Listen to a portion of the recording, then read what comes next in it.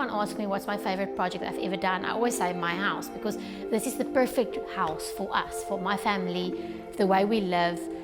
It's perfect. I love my house. Experiences are much more valuable than things, and my dream is to live like that every day, to really live for quality time and not for things.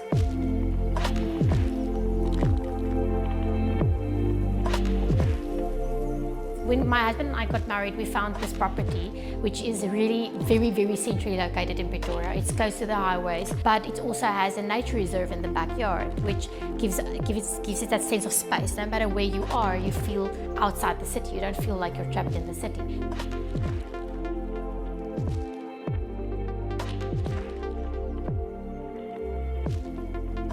This is a really small site. This is a 500 square meter site that has a very huge rock right at the street level.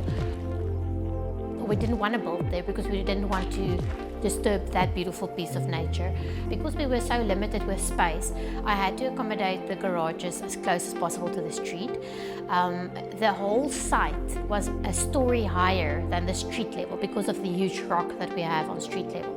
So I either had to remove the rock to accommodate the cars there, which I couldn't do, or I had to do like a little strip driveway just on the one side of the rock, and behind the rock have a big excavation. In South Africa, I think brick construction is the main construction method. A good reason for this, I think, is because we use earth that we have. We had to excavate a lot to get our garage in, and all the stones that we excavated we used on the facade. I also used concrete and brick, which is locally found, typical of Pretoria and of this area specifically.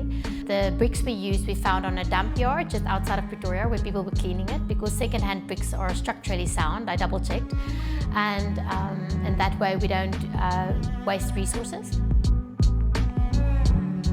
I believe architecture should expose the materials for what they are. Use steel raw in its raw format. Use bricks exposed. Use concrete exposed. Have really every element be what it's supposed to be. A beam can be a beam, and a column can be a column. And you know, architecture can just be what it is. It doesn't need to feel to be more or cover it up to make it look like something.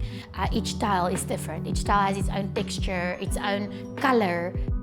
So I think with this house, I really respected each material and really tried to use it authentically. When my daughter wakes up from her nap in the afternoons, she always wakes up and she says, "Where's the deer? Where's the deer?" Because we have deer that just comes right up to the fence and they come and say hi, you know. So this is such a highlight for us to look out the window and see, can we see the deer? I really enjoy living next to the reserve and seeing the amazing things that comes out of that and having that part of my everyday.